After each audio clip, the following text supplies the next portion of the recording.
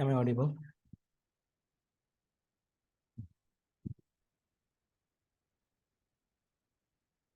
Is it clear? Yes, sir. Okay.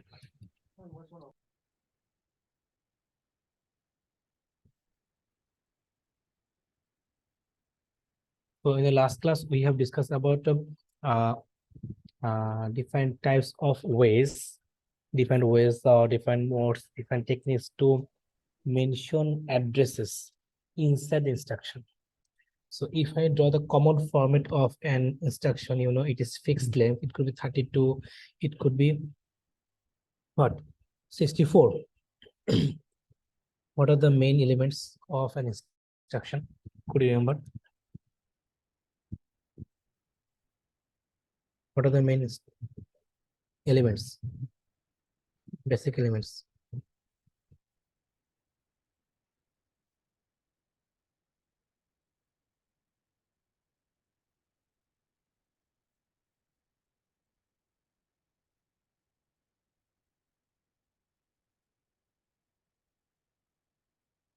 So there are three basic elements. One is opcode, that basically defines what is the operation name.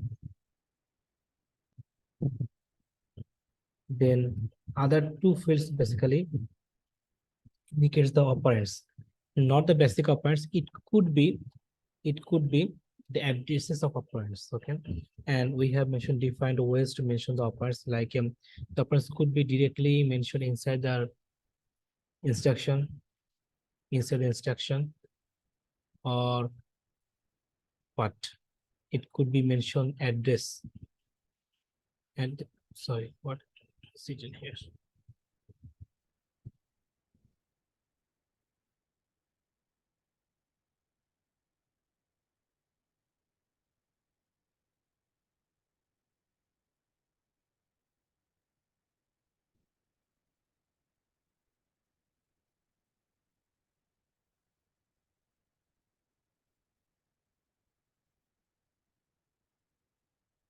Sorry. So one way that you could include the operand inside the instruction, it is called immediate. Okay. Also, you could mention the address, memory address, where your operand could be stored, or it could be register address where your operand could be stored. Okay. So different ways are there to mention your operands. And why these operands are required? Because to perform this operation. And what are the different types of operations we have discussed in the last class, like arithmetic operations, logical operations, data transfer, transfer of control, system control, like this. Okay. So what are the names of modes? Modes means addressing modes. That means what are the ways to mention addresses? First one is immediate. Second one is direct. Next one is register. Then indirect. Basically, they are linked. Then register indirect. They are linked. Then displacement. And lastly, stack. Okay, so these are the modes. In these ways, you could mention addresses explicitly or implicitly through the instructions. Okay. So until now, do you have any question?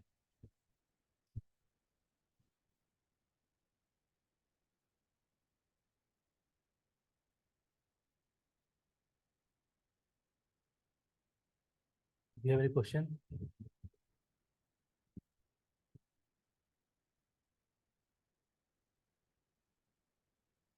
Okay, rename option is given. So who didn't rename themselves, please cells. Okay, according to the convention. Okay. Now, if there's no problem, we could explain those modes one by one. Now, okay.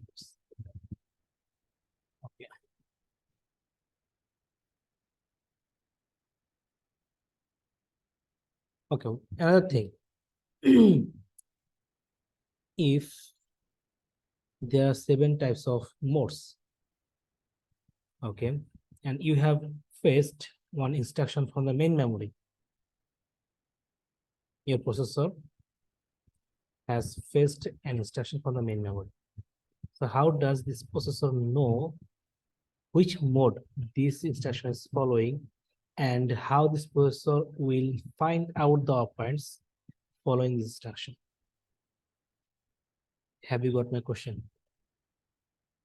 There are 7 types of modes, 7 types of ways to mention the addresses of operands in different ways.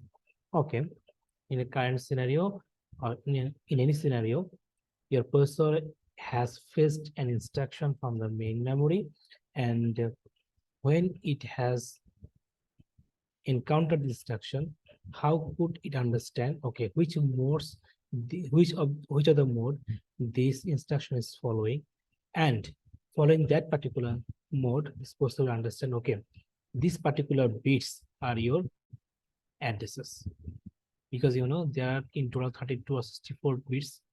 Okay, if you don't know the mode type beforehand, you don't know which bits basically representing an address. Do you have any idea or any solution of this problem?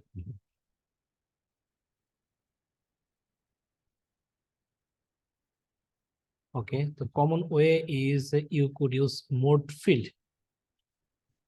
Mode field. Am I audible? Yes, sir. Yes, sir. Yes, sir. Okay. Yes, sir. Okay.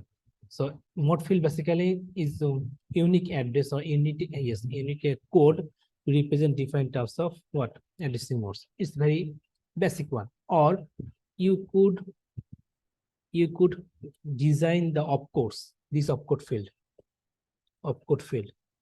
Okay, so that this opcode basically maps this address or mode of addresses to a particular type. Okay, so that means this opcode should be mode specific, so that if a particular opcode is found, processor has found, then processor understand, okay, this type, a particular type of mode is following. Okay, so these are the 2 ways.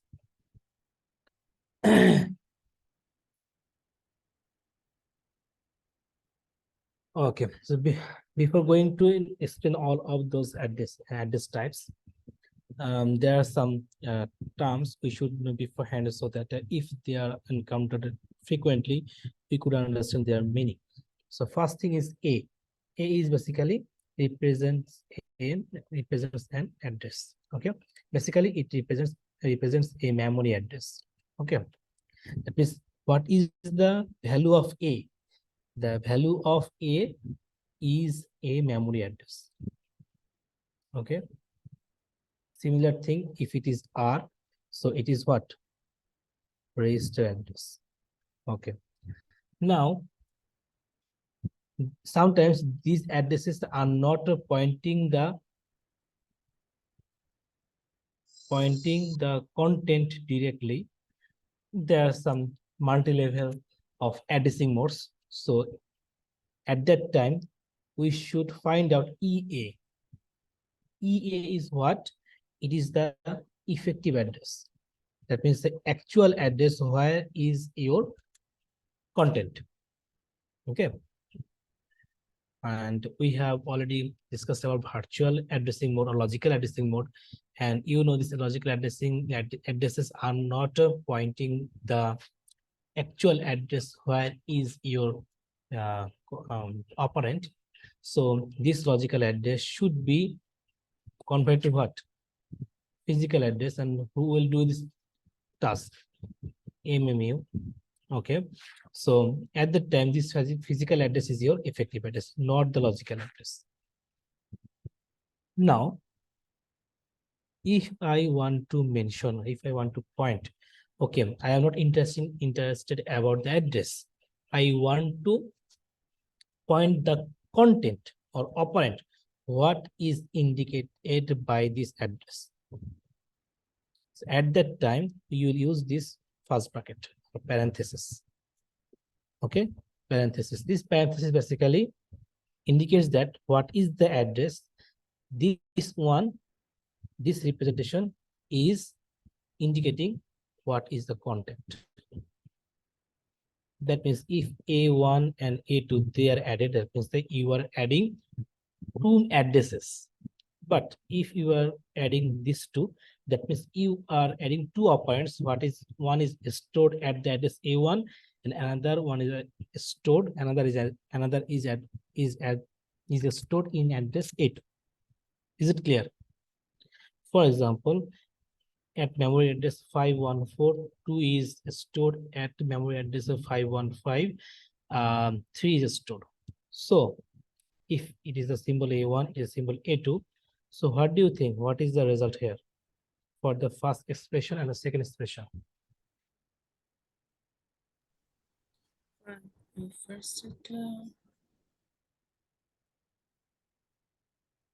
Yes, isn't it? second to 5. 5. Yes. Okay.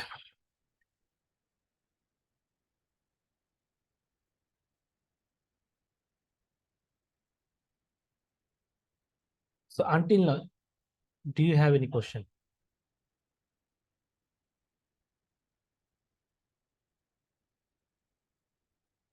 Okay. So our first type of addressing modes is immediate addressing mode, where your operand is all that means it's stored inside the instruction immediately. Operand. Okay. That means if it is an instruction, you know the three fields. Okay. One, it is your opcode A1 and A2. Okay. Two addresses. Now, this type of immediate addressing mode, it is indicating that okay, I will use only single address field. So one opcode and another is what? Address field. And here your address is your operand itself. Is it clear?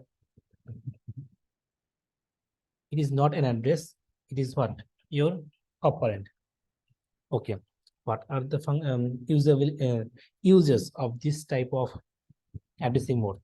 For example, if you want to initialize the what?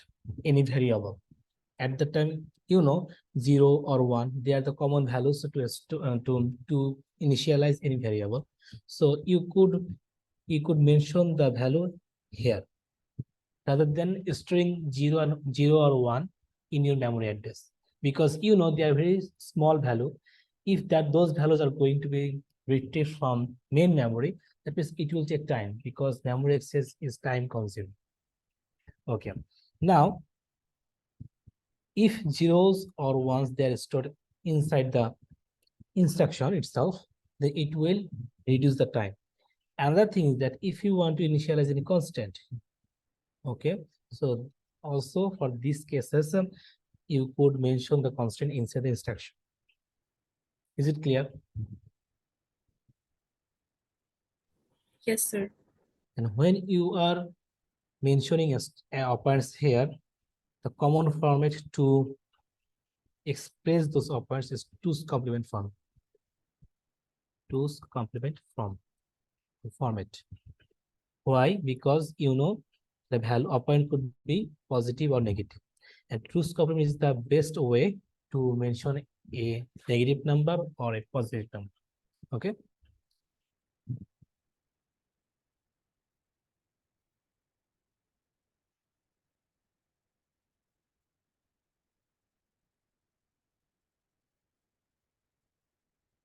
Next one is direct addressing mode. So here, if it is your opcode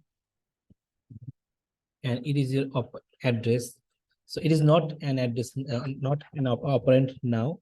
It is your memory address. Memory address. So you have to follow this address and go to the main memory and find out the content. Okay. So here I could mention indirect addressing, indirect addressing mode as well, where this address or addressed content is not the operand content. Okay. Rather, it is what? It is another address. And you have to follow this address to find out your actual content. Is it clear? Here your effective address is A, and here your effective address is content of A. Sir, could the content of A itself be another direct address, or it could be another type of address like immediate or some kind of other indirect? If you are pointing the second option, at that time there are some variants of indirect addressing modes. Indirect addressing mode. Here it is mentioned in this way: multi-level indirect. That means this content is not the address, rather it is another. This is not the actual operand. It is another address. So here you have to follow another space location. If it is another location, then you have to follow that location. Like this, a multi-level indirect addressing mode. Okay, but how can I understand? So it is another address or your actual operand.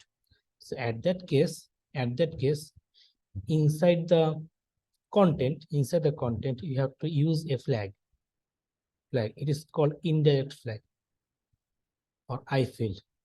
Okay. So if I equal to 0, so it is your operand. If I equal to 1, it is another address. Have you got your question? Got your answer of the question? Yes, sir.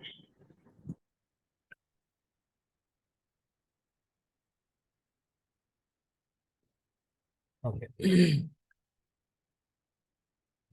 So direct and indirect. So similar way we could describe register addressing mode and indirect register addressing mode. Okay, where it is your opcode, is your register address, and this register address is pointing another location of what? Group of registers. Then there are different registers, they have different addresses. At which location of registers it is containing an operand, that address is mentioned here. Is it clear?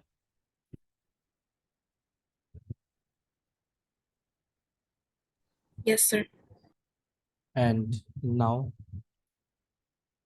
could you imagine or could you explain that, okay, how could I design this indirect register addressing mode? The address of the register could indicate another group of registers. Content of this address register will indicate what? Another group of registers, man. It could itself be an indirect register. Okay, you are so close, but thing is that the number of registers is so limited. For example, 36 to 32, so 16 to 32 registers are there. So it is not necessary that, okay, this register will indicate another address of another register, because they are very few in numbers. Rather, I will use this content as address to point our main memory address.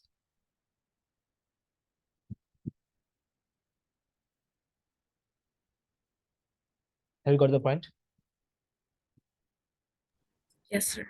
Okay, why? And have you find found out the similarities or comparison between indirect and indirect register, these two modes. Okay, if it is only indirect, so indirect is what? It is your opcode, it is your address. This address is pointing another content, but this is not your actual operand. It is another address. So go to the data location to find out the operand. So here your address is stored in your main memory, and here your address is stored in register. Okay. So what do you think? Which one is better? And the second one. Which one is first? Which one is second? So the indirect register, it is better. It is regular. It is regular indirect register. It is register indirect. It is register indirect mode, and it is indirect mode, vanilla indirect mode. Which one is better? Vanilla indirect mode or register indirect mode? The register indirect mode. Register indirect mode. Why? Registers generally take up less space and they're faster access time. How is it fast? Okay, because here you will access memory single time, and here you have to access memory how many times? Double. And you know, memory access is time consuming, then access time to register.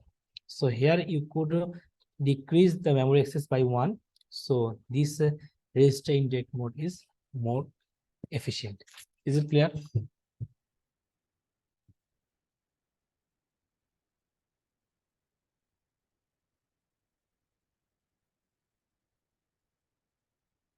Do you have any confusion? Okay.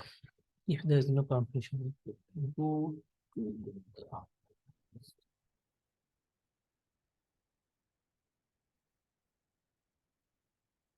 okay, one thing, when it is A, this A should size of A should be designed very wisely. Okay. For example, it is K bits. K bits to mention the address A. And that K should be size of 2 to the power K, isn't it? And that should be the size of a page. You know, paging from operating system. So if your what effective address is coming from your first page or single page, so it's better. And if your this size is greater than page size, so what is the consequence? This address space will be distributed over several pages. So the first event where all the addresses will be stored in a single page, but for the black one, if to the power k is greater than page size, so you will require more pages to find out the effective address. So which one is better?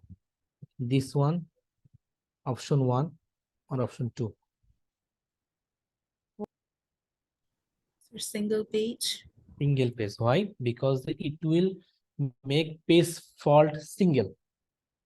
That means if your effective address is not in your cache, is not in your known domain, so you will access memory single time. But here, for option 2, if you fetch this page, but here your effective address is not mentioned, then you have to find out, you have to fetch another page. It could be happen that the address is not effective address is not mentioned here. Then the third page, like this. So if the number of pages is increased, you have to make that many pages of pages to find out the effective address. But if this to the power k is less than page size, obviously, if you make only single page fault, it is enough. to access your main memory single time to find out your effective address. A little bit critical. Is it clear?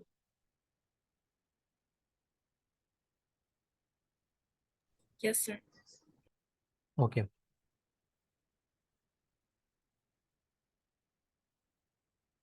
Now, very strong addressing mode, very strong. It is called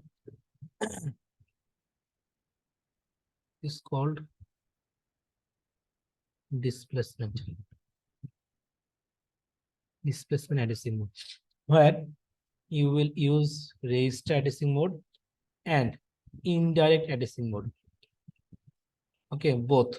Add them and find out the effective address. Okay, how does it look like? Okay, inside instruction, R could be mentioned, A could be mentioned. Okay, but A is not indicating the address of original operand, rather it is another address. Okay, find out that address. Find out that address, another address. Okay, that address plus this register will make the original effective address of your operand.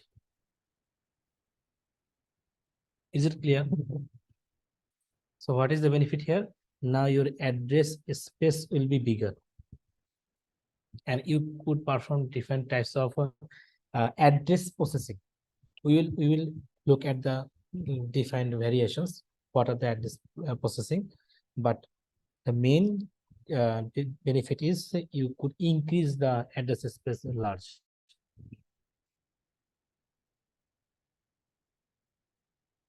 Okay.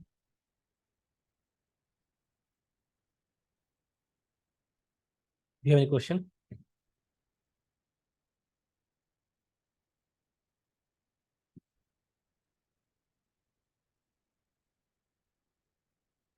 Okay. So next thing is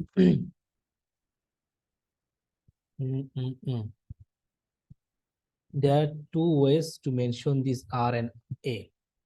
One is implicit and there is explicit. Okay, that means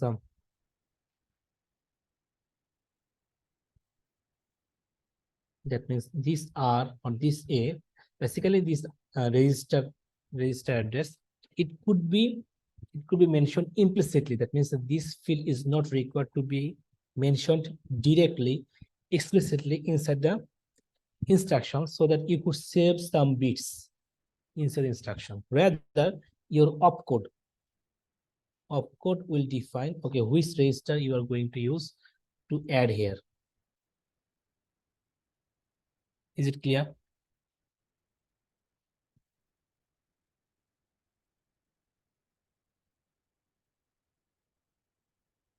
Any question? Okay, if you don't have any question, okay, our next variant of displacement addressing mode is the first one, is relative addressing mode. Relative addressing mode or relative displacement. Relative displacement. What is that? Okay, here your implicit register is PC. What is PC? PC is the address of the next instruction. Then you have to add what? It is the address. You have to add R. And now you have to mention the R explicitly. Okay, what is the displacement? What is the offset? And it is stored in a particular register that should be added here to find out the effective address. Okay.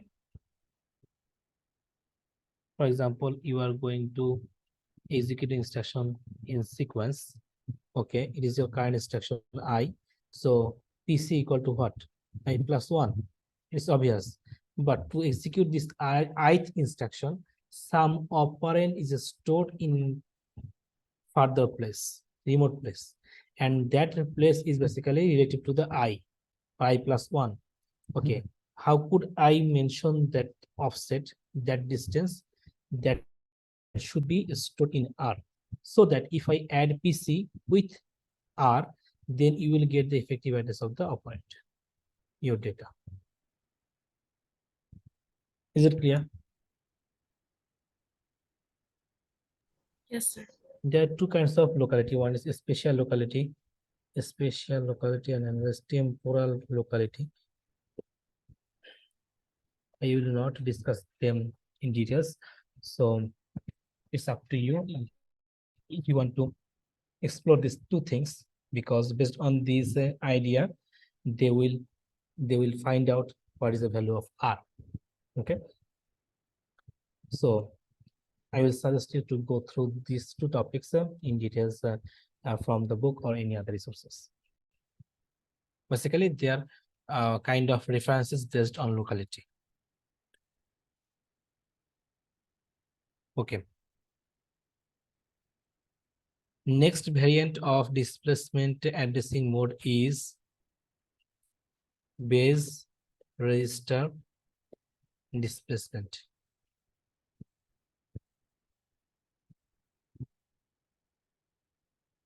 Okay. What is base register displacement addressing mode? You know, segmentation,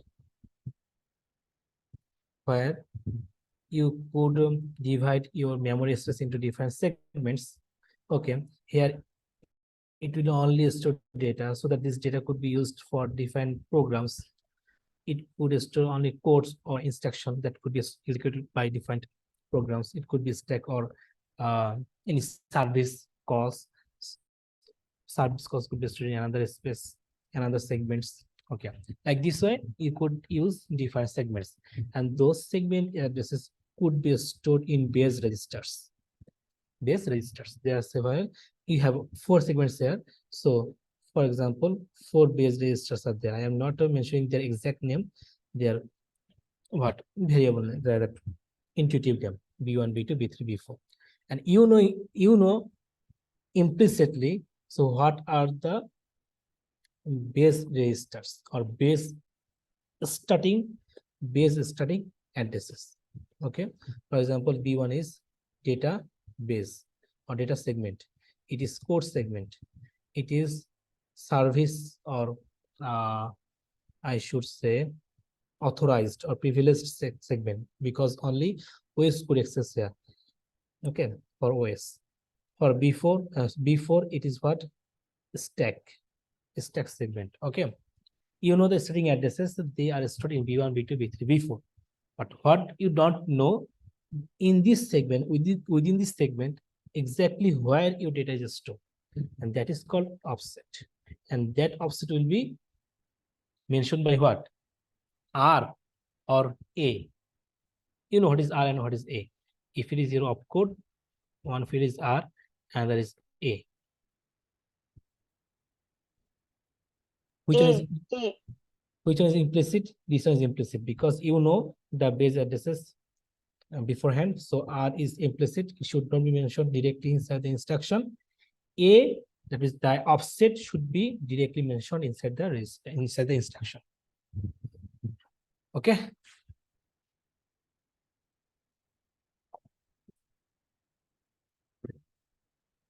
Okay. The last one is the third variants of displacement addressing mode is index displacement.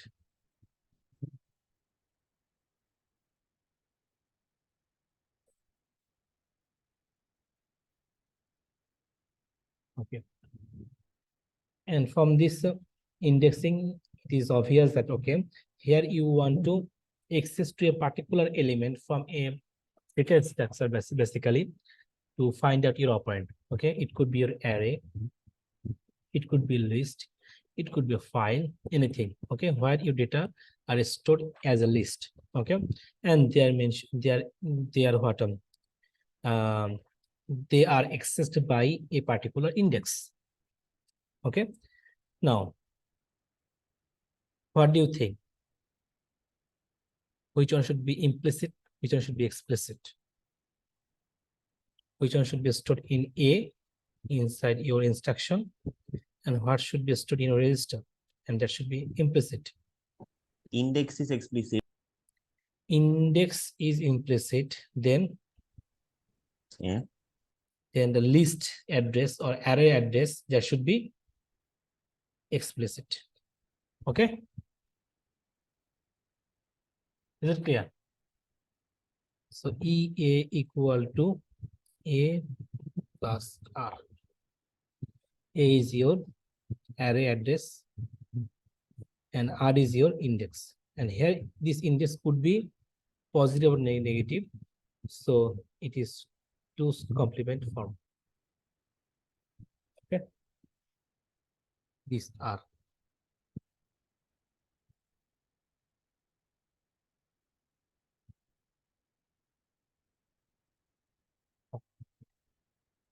Now, again, there are two variants of indexing.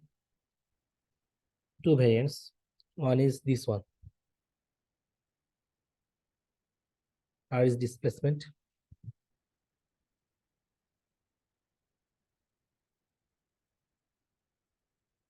Two variants. One is this, and another is this one.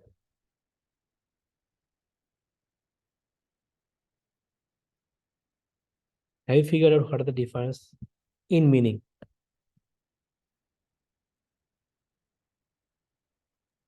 One is direct index, other is indirect index. Okay, here, you know, it is which mode? Indirect addressing mode, isn't it? So here, indirect addressing mode would be happened before indexing or after indexing. Before. So it is called pre-indexing. Sorry, pre-indexing. Let me check. Pre-indexing.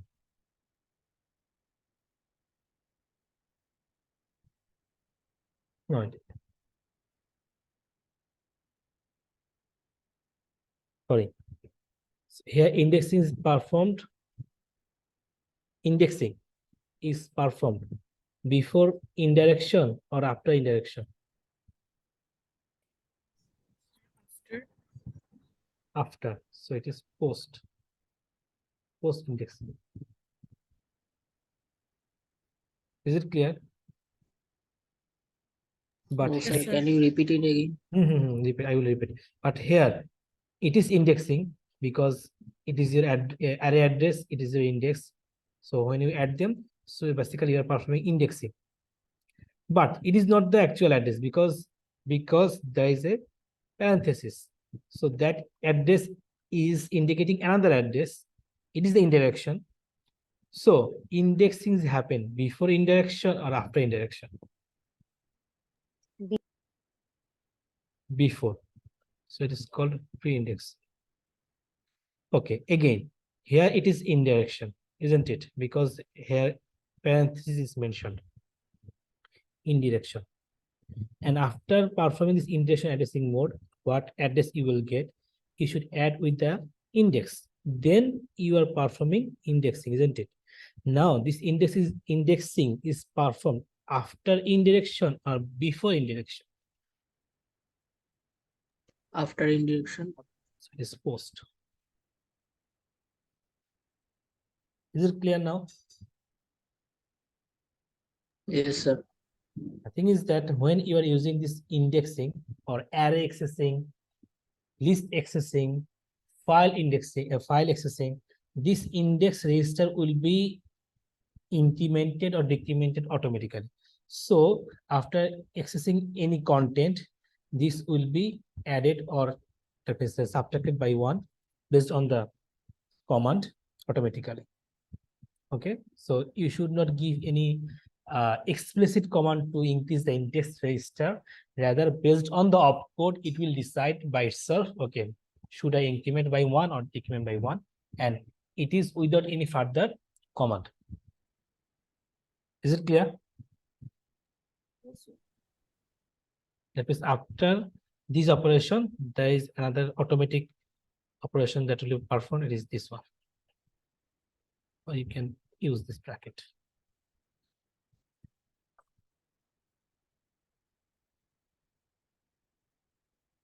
So it is what? Post indexing. So which one is first? In direction. It is your first address. It is indicating another address. Get this address, add with the index, you will get the actual operand. Is it clear? Yes, sir. It will be the opposite if it is pre-index. So which one is first? Indexing, isn't it? First address, add with the index register. Then what is the address? It is not the actual contents address, effective address. So go to the another location. So it is the address of the actual operand.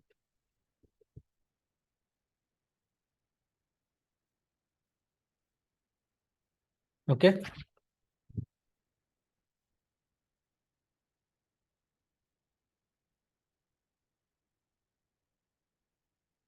Okay. The last one is stack addressing mode. And here, what is implicit and what is explicit in this format? Now it is clean, empty, this template. So which one should be placed here?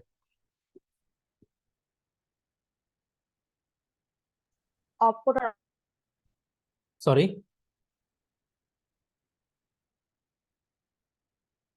Could you repeat? opcode and offset. Opcode and offset. Okay, offset is what? From the beginning address, how much you will go further. Okay. From stack, do you know how much how much further you could access from the starting address? Or it is basically said especially top of the stack, isn't it? So if it is your stack, they are stored last in, first out. So always it is your top. So top address or starting address of the stack is always known because inside the register, one register is indicating the address of the first element or top of the element for a stack is stored inside the stack register. Okay. It is the address, and this address basically indicating this top of the stack inside your main memory.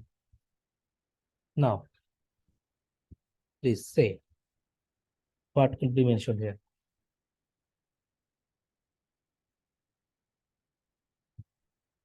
Only opcode. Okay, and this opcode is so special so that it is related to the stack operation. For example, push or pop, that means they are related to this what?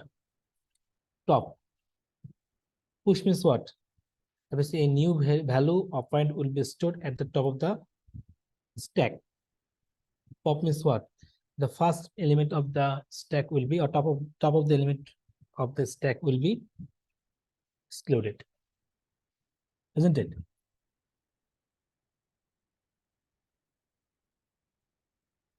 Is it clear? Yes, sir.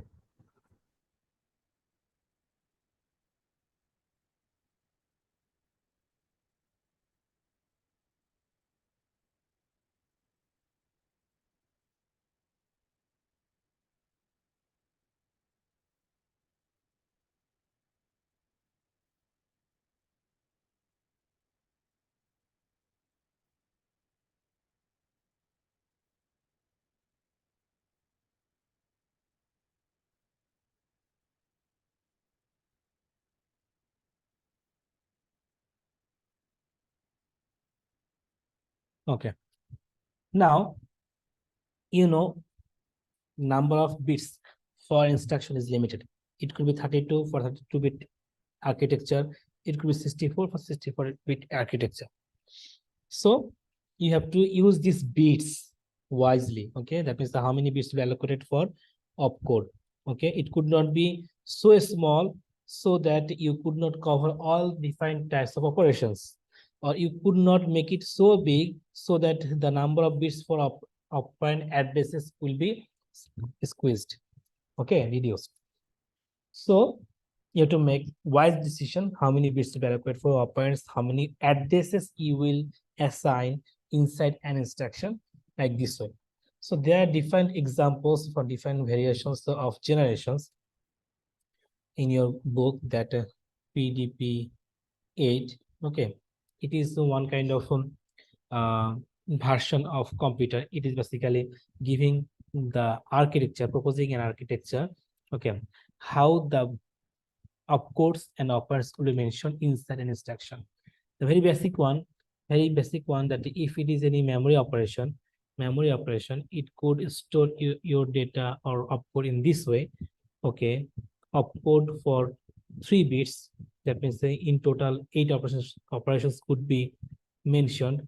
Then it is direct addressing mode or indirect addressing mode, single bit. Okay, and it is fast page or current page, and the displacement in single bit. Okay, in total 12 bits are there for that architecture. And if it's input output operation for PDP 8, again 12 bits for your instruction. Your opcode is fixed 110. 110 is what? Special for input output operation. Then what is next? You have to mention what is the address of the device. Okay, for this one 6 bits are there, 3 bits are there, 3 plus 6 9. Other 3 bits for the what is the operation. It could be test, it could be start, it could be what?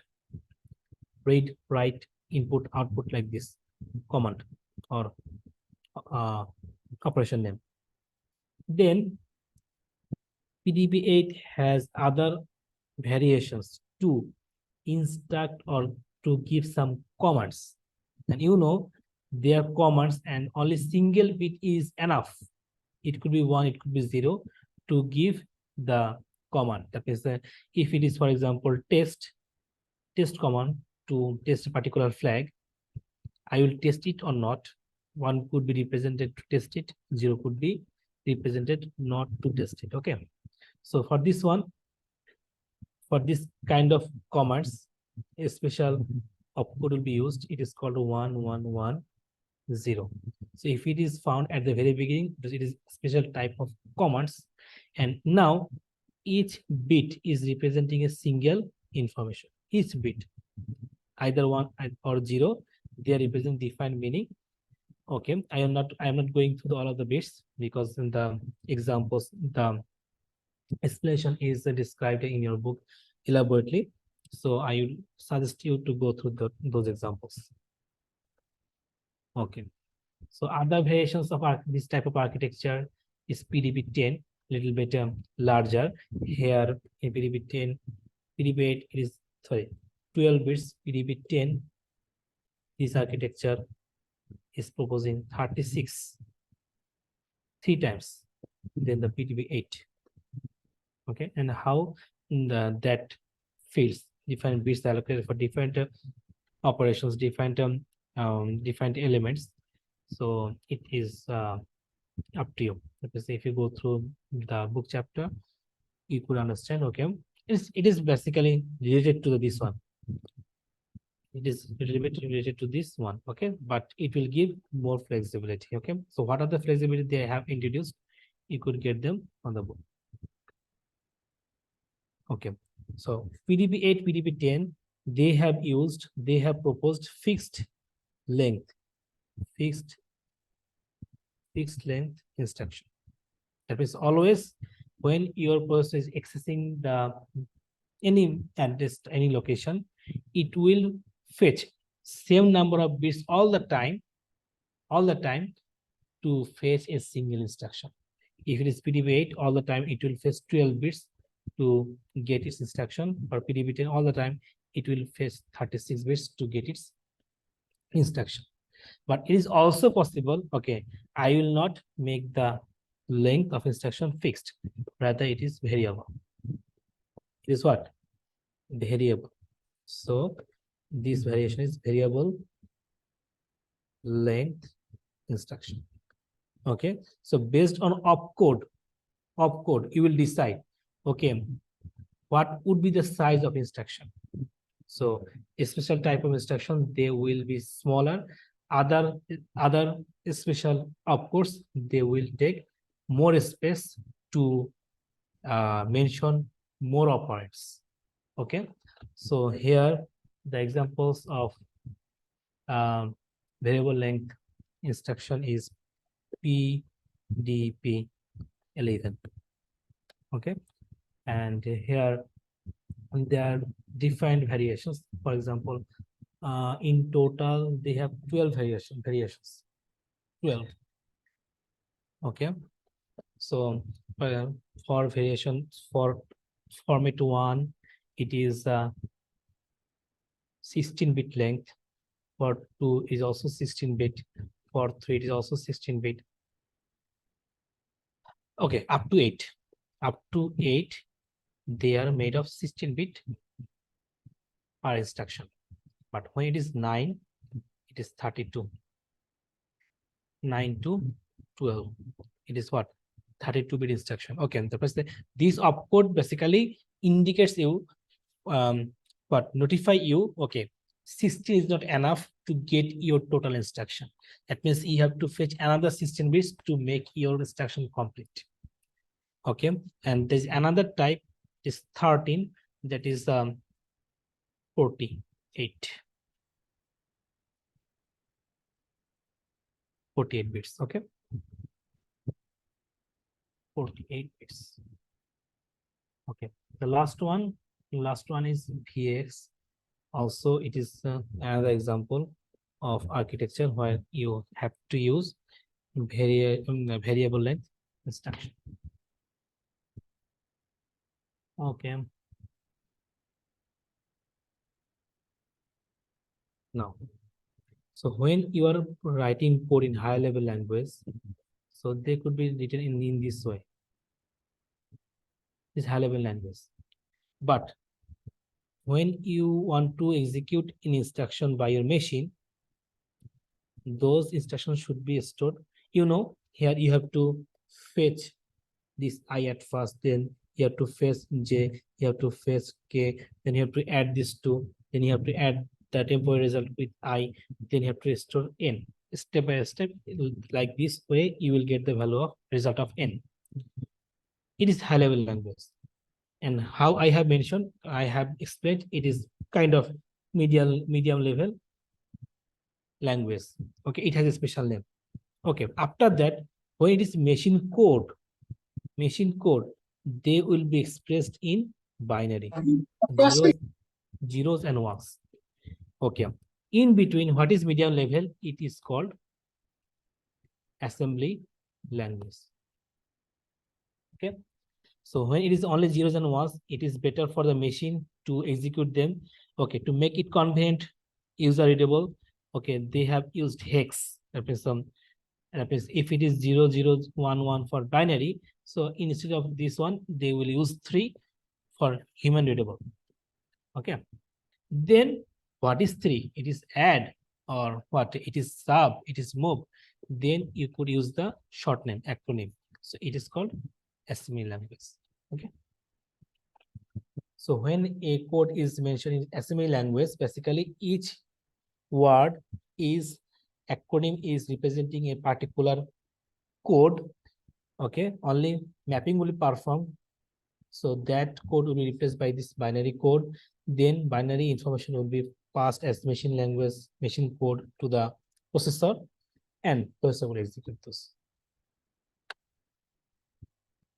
Is it clear?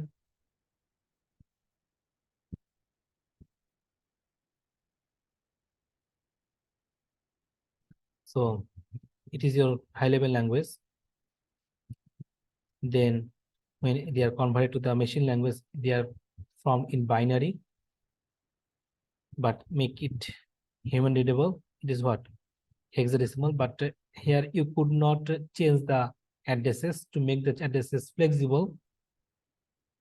Make the addresses flexible.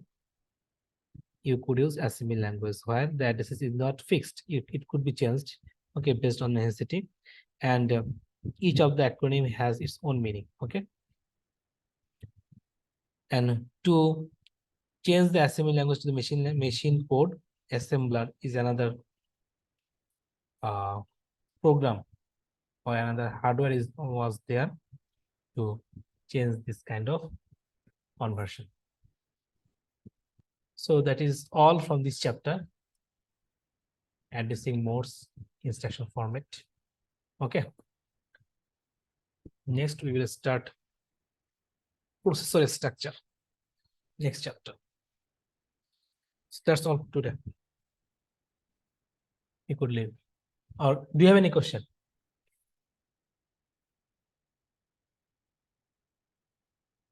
Okay, if not, then you could leave.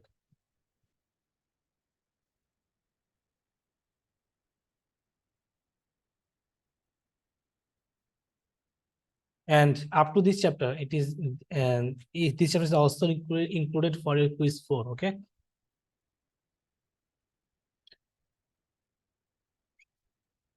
Chapter 8 OS, instruction format. Chapter 11, and this is chapter 10, addressing mode. 3 chapters.